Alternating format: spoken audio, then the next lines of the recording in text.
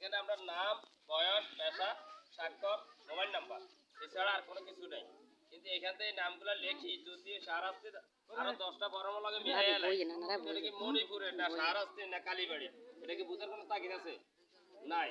তবে আমরা এখানে স্বাক্ষর দিচ্ছি কি জাতীয় সংস্থার বরাবর ঋণের আবেদনের জন্য। কিসের জন্য? ঋণের আবেদনের জন্য। কিন্তু সবাই মনে করে যে এটাই আমাদের ঋণের আবেদন। এটা হলো আপনার তালিকা।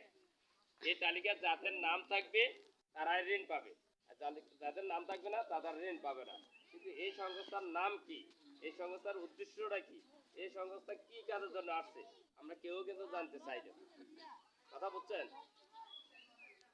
আমি একটু বড়ি শোনাই। পুঁজির জন্য ঋণের আবেদন। পুঁজির জন্য কি জন্য? পুঁজির জন্য ঋণের আবেদন। বিপুল ত্যাগ রক্তের বিনিময়ে অর্জিত স্বাধীন বাংলাদেশে সাধারণ মানুষ জীবনযাত্রার মান উন্নয়নের উপলক্ষে শান্তিপূর্ণ অহিংস সাংবিধানিক পন্থা যে আইনটা হবে তাই এই আইনটার নাম হবে কি? অহিংস সাংবিধানিক পন্থা। আইন দ্বারা গঠিত হইব অবৈধ অর্থ উদ্ধার। প্রথম আছে অবৈধ অর্থ উদ্ধার আইনের প্রক্রিয়ার মাধ্যমে। দ্বিতীয় আছে গণমুখী বিনিয়োগ। গণমুখী বিনিয়োগ যারা আমরা ঋণ নিব। এরপর হলো কি জাতীয় সংস্থা। এই আইনটা কার হবে? জাতীয় সংস্থা। জাতীয় সংস্থা আমাদের কি বাংলাদেশের সংসদ নাকি? সেটা হলো পার্লামেন্ট।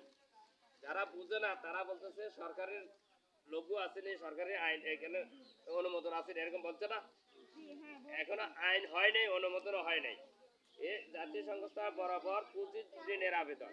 পুঁজির ঋণের আবেদন হলো এই তালিকাটা। এরপর হচ্ছে ভ্যাট ট্যাক্স সেবা নামে সর্বস্তরের জনগণ থেকে আদায় করা লক্ষ কোটি টাকার একটি বড় অংশ স্বাধীনতার পর থেকে লুটপাট বিদেশে পাচার করা হচ্ছে।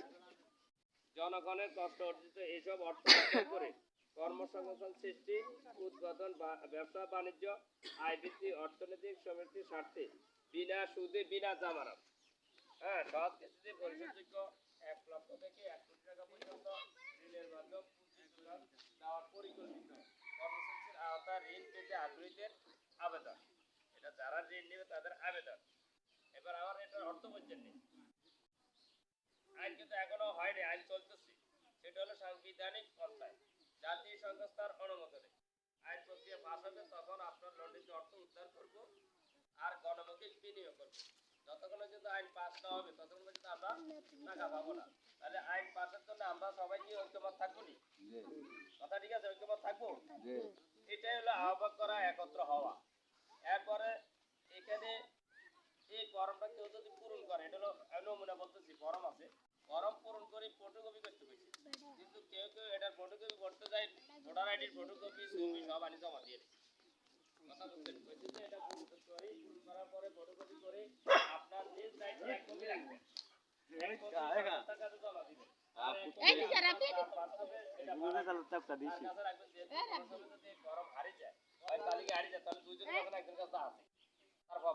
এই তালিকা যাদের নাম নাই তারা কিন্তু ঋণের আওতা আসবেন না, ঋণের আওতা আসবেন না।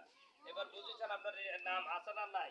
প্রথম শর্ত হলো। 2 নম্বর শর্ত হলো বাংলাদেশে 18 কোটি মানুষ আছে। কত কোটি? বাংলাদেশে কত কোটি মানুষ আছে? 18 কোটি। একটা উদাহরণ নিলে 18 কোটি, তার মধ্যে জাতীয় সংস্থা অনুমোদন দিলে 10% লোকের ঋণ দেওয়া হবে। কত পার্সেন্ট? 10% লোকের ঋণ দেওয়া হবে। এই 10% লোকের তালিকা করতে যাইয়া আজকে গ্রামগঞ্জে মানুষ আজ জানতে পারলো যে এটা তালিকা হইতেছে। সেইখানে আমরা গণস্বাক্ষরে নিতেছি 1,80,00,000 লোক সারা বাংলাদেশে গণস্বাক্ষর হওয়ার পর আর কোনো স্বাক্ষর নেবে না। আইন প্রক্রিয়ার জন্য 1,80,00,000 লাগবে। যতক্ষণ পর্যন্ত 1,80,00,000 না হবে ততক্ষণ পর্যন্ত আইন পাস হবে না। এখন ওনারা আমাদের টার্গেট ছিল জোনের ভিতর হয়ে যাবে, যে গত জুন গেছে, এই যে কিছুদিন আগে জুন গেছে, এই জুনে হওয়ার কথা কিন্তু হয় নাই। 1,25,00,000 পার হওয়ার পরে ওনারা বলল যে 10 ডিসেম্বরে ক্লোজ করতে হবে। 10 ডিসেম্বরে 1,80,00,000 পূর্ণাঙ্গ হবে। আর 10 ডিসেম্বরে প্রেস ক্লাবের সাথে সমাবেত হয়ে কি করবে? এই আইন প্রক্রিয়ার যে কাগজ